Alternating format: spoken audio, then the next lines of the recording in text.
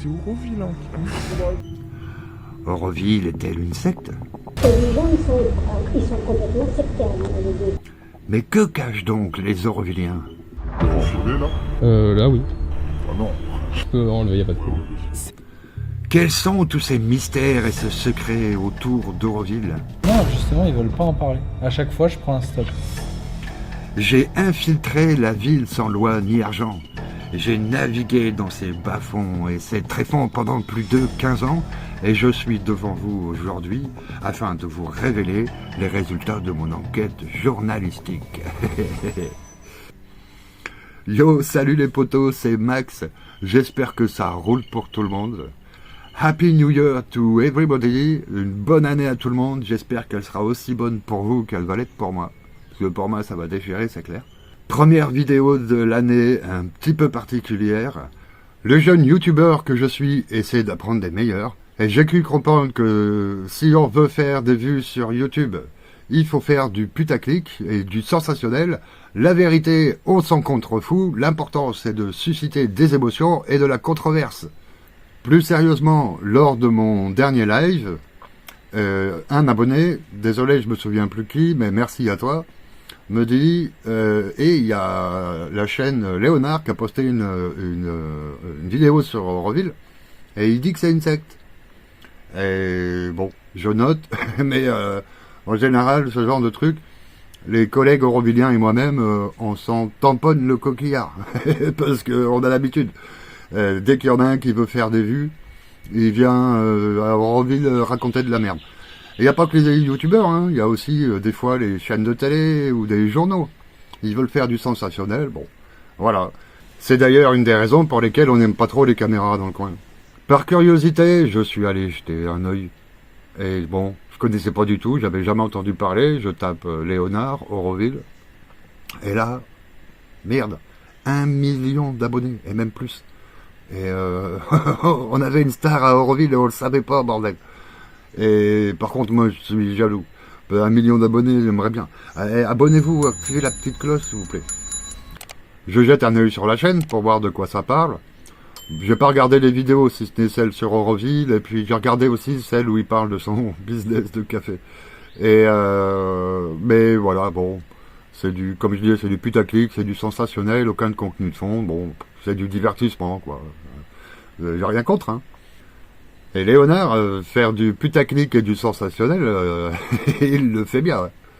Sa chaîne, ça vole pas haut, mais les résultats sont là. Je critique pas, hein. Ce sont des vidéos de divertissement, voilà, elles ont le droit d'exister. Moi, je vois rien à reprocher à ça. Par contre, Léonard, tu présentes ta vidéo comme une enquête journalistique, et en tant que telle, bah, c'est de la merde. Ta vidéo sur Auroville, c'est une masterclass. C'est une masterclass de comment faire du putaclic et du sensationnel avec du vent. Musique et effets sonores angoissants à l'appui. La façon dont tu présentes les choses, tout est louche à Auroville. Il y a même un moment, et là franchement, là c'est fort, là vraiment t'es un champion. T'arrives même à faire passer la pluie pour un truc louche. Ce qui est impressionnant, c'est que plus on s'est rapproché de ce dôme, qui est le cœur de Auroville, plus il s'est mis à pleuvoir. Je suis pas superstitieux. C'est comme si plus on se rapprochait du but, plus on nous mettait des freins pour l'atteindre. Là, il pleut à torrent et on est couvert juste par ça. Même la pluie, elle est louche à Auroville. Ça, c'est balèze. Et je tiens vraiment à préciser, cette vidéo, c'est pas une vidéo clash, hein, c'est vraiment pas le but. Je ne cherche pas du tout à ce que ce soit la guerre entre toi et moi. Mais voilà, moi, je ne fais pas de mal du tout. Continue à faire ce que tu fais, tu le fais bien. Et je te souhaite toute la réussite possible, aucun problème. Juste, cette vidéo, bah, c'est un droit de réponse face aux allégations et accusations que tu profères. Beaucoup de mes abonnés m'ont demandé de faire des vidéos sur Auroville pour expliquer ce que c'est.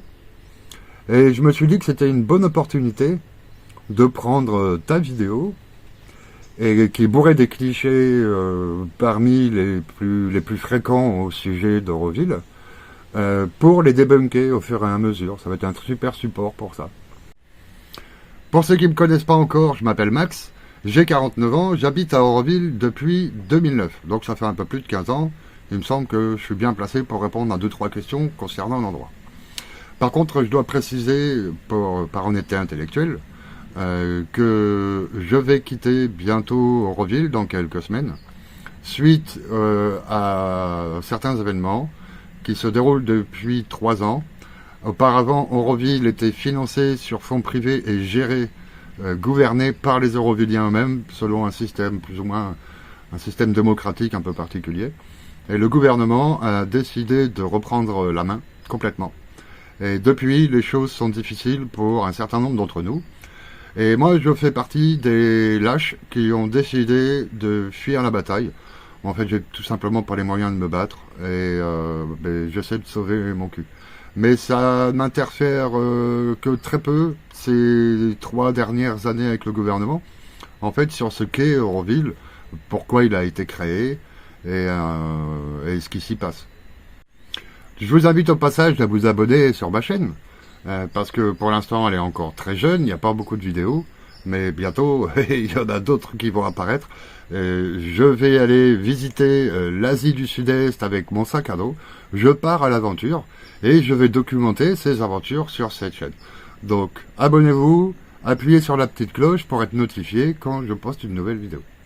Bon, cette vidéo elle va être un peu longue, j'en suis désolé, mais alors je vais la couper en 2 parties au moins, peut-être 3, je sais pas encore au moment où je tourne ça. Le problème c'est qu'il y a cette loi de Brandolini qui stipule que quand il faut 1 minute pour dire une connerie, il en faut au moins 5 pour la débunker.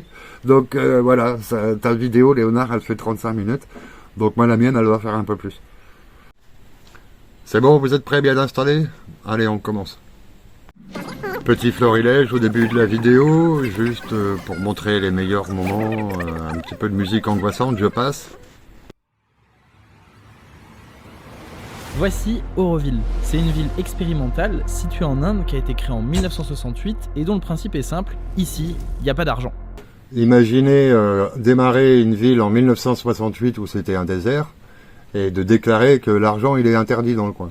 Tu fais comment pour acheter des briques, pour construire la ville, pour acheter à bouffer, pour acheter des fringues, pour acheter des outils, pour payer les employés et tout ce genre de trucs. Puisque la fondatrice de la ville voulait, c'était une ville où l'argent n'était pas roi.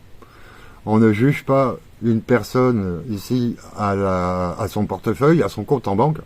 On juge une personne à ses qualités personnelles, sociales, professionnelles, mais pas à son compte en banque. Et si on fait quelque chose, normalement on le fait, on n'est pas motivé par l'argent, on est motivé par le fait d'apporter du positif pour la communauté, quoi que ça veuille dire.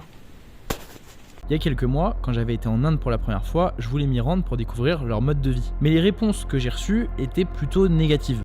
Je vais pas commenter chaque passage similaire, mais c'est juste pour vous montrer un peu le genre de procédé. Donc là, Léonard, tu nous dis que tu as voulu aller à Auroville il y a un moment, mais tu as demandé et les réponses étaient plutôt négatives. Je comprends pas là. Tu as demandé à qui? On a plus d'1 million de touristes par an qui viennent à Auroville. À ma connaissance, il n'y en a pas un qui demande la permission.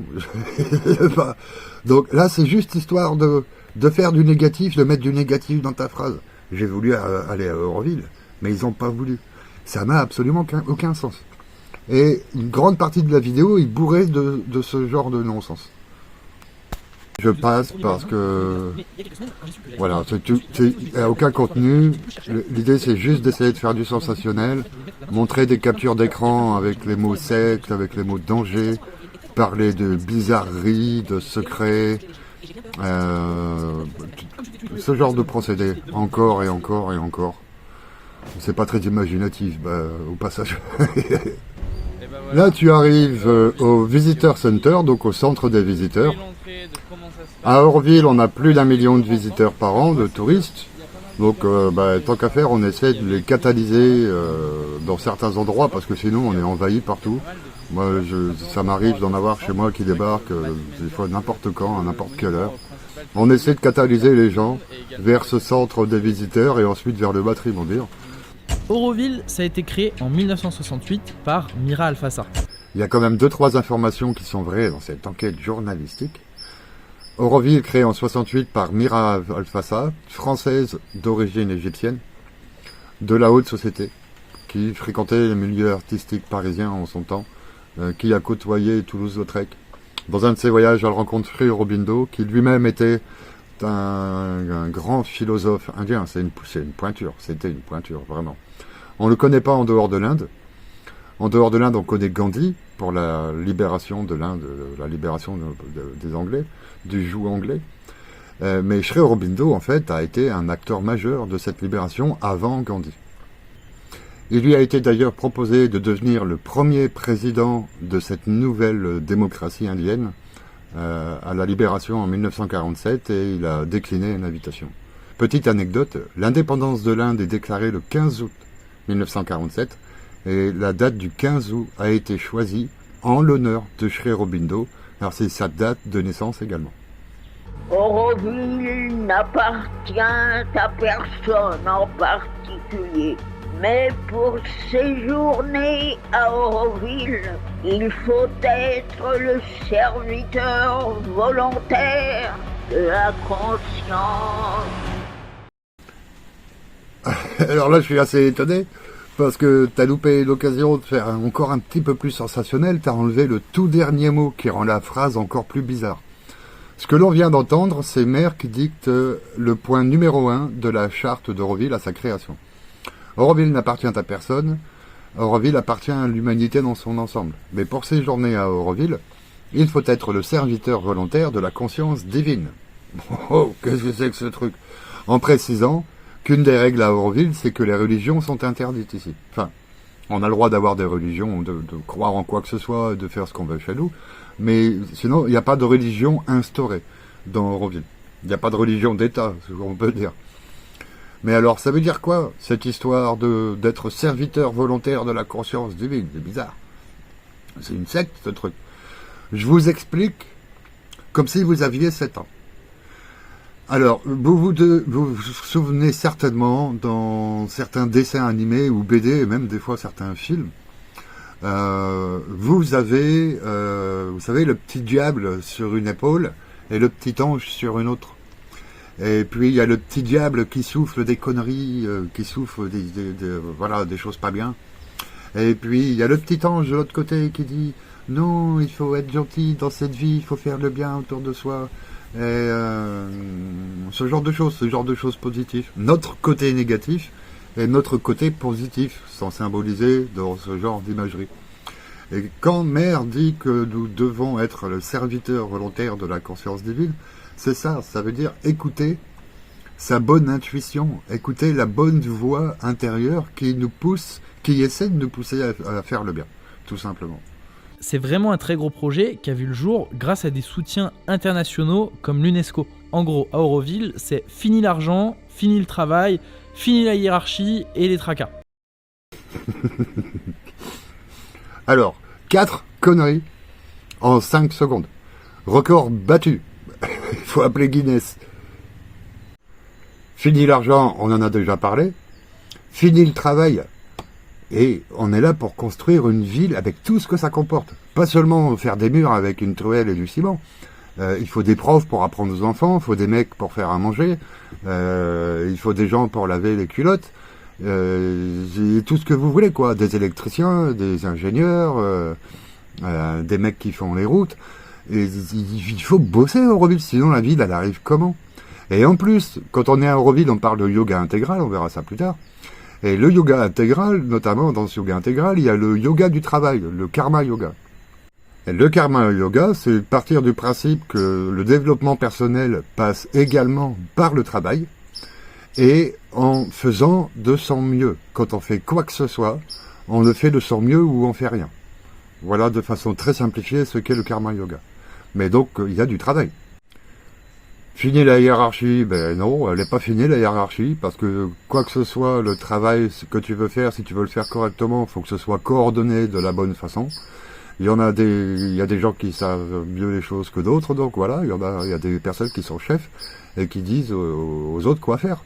Après, par contre, bon voilà, c'est pas le boss comme si tu vas à l'usine et ton boss, il te vire du jour au lendemain s'il n'est pas content de toi, Et ici, c'est pas comme ça. C'est une hiérarchie respectueuse les uns des autres, que ce soit vers le haut ou vers le bas.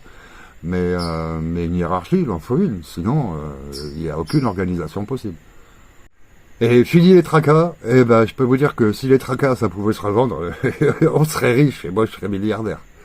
Là-bas, le but, c'est de transcender toutes les divisions pour créer une société unifiée et pacifique. Voilà, c'est bien résumé. Au moins, ça réussit à arrêter de dire des conneries pendant à peu près 5 secondes. Avec des discours assez fous. Et je sais pas si tout le monde est comme ça ou si c'est des marginaux. Dans cette vidéo, nous allions aborder le sujet de comment s'offrir à la mer. La mer est devenue la chose la plus importante de toute ma vie. De tourner absolument chaque seconde de ma vie vers elle. Qu'est-ce qui est important pour toi dans la vie? Qu'est-ce que tu voudrais faire plus tard? Mère va décider. Mère va décider. Ouais. Et tu montres les passages d'une vidéo YouTube. Le gars, il a une chaîne YouTube. T'as pas besoin de le cacher. Tu peux dire, voilà la chaîne YouTube, jugez par vous-même. En plus, tu édites sa vidéo en rajoutant de la musique et en mettant des effets de caméra. Bon, moi, personnellement, je le connais pas, ce gars. Et c'est vrai que quand tu regardes comme ça, juste 5 secondes ou 10 secondes, il a l'air perché. Mais bon, c'est du contenu spirituel qui est tiré de son contexte. Ensuite, la petite fille, je la connais pas très bien, hein, je la connais juste un peu. Elle s'appelle Ambre. Et je connais son mec aussi. Son mec, c'est un des personnages majeurs de la forêt. Il a planté une quantité d'arbres incroyable. C'est une espèce de biologiste. Et il connaît super bien son domaine. Et c'est lui qui gère le jardin botanique dans le coin. Mais pour ce qui en est d'Ambre, il faut que je remette dans le contexte cette petite fille. Aujourd'hui, elle est plus petite, c'est plus une petite fille. Mais le contexte dans lequel elle est arrivée. Mira Alfassa, en 1968, elle lance un appel et elle dit à toutes les personnes de bonne volonté, donc elle explique, je veux créer une ville, blabla, et rejoignez-moi, venez m'aider, qu'on fasse ça tous ensemble. Donc des gens débarquent d'un peu partout sur la planète, mais beaucoup de Français, d'Allemands notamment, et arrivent ici, en plein désert. Donc ils viennent de répondre à l'appel de cette personne, de cette dame, ils vont la voir. Mère, qu'est-ce qu'on fait? Donc il lui demande quoi faire. Donc cette petite fille, elle est là, dans ce contexte-là, et il y a un journaliste qui débarque, ça c'est tiré d'un reportage qui avait été tourné par El Kabash en 72, il me semble. Et il lui demande à la petite, qu'est-ce que tu feras plus tard? Ben, c'est Mère qui me le dira. Elle voit tous les adultes qui vont voir Mère pour demander c'est quoi le boulot, qu'est-ce qu'il faut faire. Donc la gamine, elle répond la même chose. Et je sais qu'Ambre, elle déteste cette vidéo parce que voilà, ça l'a fait vraiment passer pour une écervelée. Et c'est pas le cas du tout, c'est une personne très intelligente. Et une bonne artiste, elle fait de la poterie, de la faïence, et elle est très très bonne à ce qu'elle fait. On a été voisins à une époque. Une personne qui va nous accueillir ce soir, donc qui a une chambre pour 2 personnes. Et c'est là où le système devient un petit peu bizarre. C'est qu'on va être accueilli chez des gens qui sont des Auroviliens, mais finalement, ils nous font payer. C'est environ 3000 roupies, donc ça fait environ 30 balles. Mais déjà, on commence à se dire que dans le système, il y a un truc bizarre. Il y a un truc extrêmement bizarre là. C'est que Léonard, bon, en fait, j'ai déjà vu la suite de la vidéo. Je sais que c'est pas chez les Auroviliens que tu vas, c'est à l'hôtel. Un hôtel d'Auroville, mais tu vas à l'hôtel. Et c'est payant. Non mais tu crois quoi? Qu'on va héberger les 1 million de touristes qui passent par an gratuitement, que je vais payer de ma poche pour accueillir les touristes? Et vous payez à bouffer aussi? Et 100 balles et un Mars, et une freelancer? Qu'est-ce que vous voulez d'autre? Demandez, il y a juste qu'à demander, tout est gratuit dans le coin. Tu veux pas un iPhone? La ville, elle est construite en forme de galaxie, avec au centre un bâtiment de culte qui est protégé et qui s'appelle le Matrimendir. La ville n'est pas encore construite en forme de galaxie, ce sont les plans sur lesquels on souhaite développer cette ville. Mais pour l'instant, elle est très loin d'être achevée, c'est en cours de travaux. Le bâtiment au milieu qui s'appelle le Matrimendir n'est pas un lieu de culte. Les religions, il n'y a pas de religion à Auroville. Le Matrimendir c'est à la fois un symbole, et c'est un symbole de notre travail et de pourquoi on est là. Et techniquement, c'est un endroit de concentration et de méditation. Théoriquement, de concentration. Il faut se remettre dans le contexte de l'Inde, qui est un pays extrêmement bruyant. Et le Matrimondir, à son opposé, est un endroit de silence. Donc la règle numéro 1, quand on va dans la zone du Matrimondir ou au Matrimondir lui-même, c'est silence. On est là pour faire de l'introspection, pour se concentrer ou pour méditer. Mais ce n'est pas un lieu de culte. Il n'y a jamais de messe ou de quoi que ce soit d'organisé. Ça n'existe pas. Et à la base, ici, il n'y avait rien. C'était désertique. Donc les premiers Auroviliens, ils ont planté beaucoup d'arbres pour que ça devienne une forêt. Voilà un truc intéressant à dire sur Auroville. Et merci à toi Léonard pour ce petit moment d'information. Ben oui, les Aurovilliens, quand ils sont arrivés en 68, il n'y avait rien, c'était un désert ou un quasi-désert, avec quelques pauvres villageois tout maigrichons, avec quelques chèvres toutes maigrichonnes, et 3 fois rien qui poussait, quelques palmiers ici à droite à gauche, quelques rares arbres, mais c'est tout. Et les Aurovilliens se sont sortis les doigts du Luc pour planter des arbres, ça se compte en millions. Et à mon grand regret, j'ai pas encore eu le temps de faire cette vidéo que j'aimerais bien pouvoir faire. Qu'est-ce que ça veut dire que d'être un forestier à Auroville? Qu'est-ce que ça veut dire de planter un arbre? Parce que je vous assure que c'est beaucoup plus que juste de mettre une graine dans un pot de terre. Parce qu'il faut en prendre soin au long de sa pousse. Et c'est... voilà, je ne vais pas rentrer dans le détail maintenant. J'espère que je vais pouvoir m'y atteler un petit peu et vous faire une vidéo qui parle un peu plus de ce genre de choses. Je vais préciser une chose pour terminer la vidéo aujourd'hui. Il y aura une deuxième partie, peut-être une troisième, je ne sais pas encore. Mais c'est un des achèvements principaux d'Auroville. C'est que les Aurovilliens se sont installés ici et ont amélioré l'environnement autour d'eux. Alors qu'en général, l'être humain, quand il arrive quelque part, il se comporte en parasite ou en virus et il détruit tout autour de lui, il pollue, il arrache, il casse. À Auroville, les Aurovilliens sont venus, ont commencé à replanter une forêt, tout un écosystème, et ensuite à développer une ville. Donc ici, on a fait la preuve que l'humain peut vivre, et peut vivre bien, tout en ayant une impact positive sur ce qui l'entoure. Si vous avez des questions, n'hésitez pas à venir me les poser durant mon live. J'essaie de faire un live tous les dimanches en tout début d'après-midi heure française, normalement 12h30. Et je me ferai un plaisir de répondre à toutes vos questions. Abonnez-vous à la chaîne, activez la petite cloche, mettez un commentaire, mettez un pouce, voilà, c'est bon pour l'algorithme, mais moi j'en ai besoin. J'ai besoin de ce petit coup de pouce. Et je vous dis à très bientôt. À ciao les potos.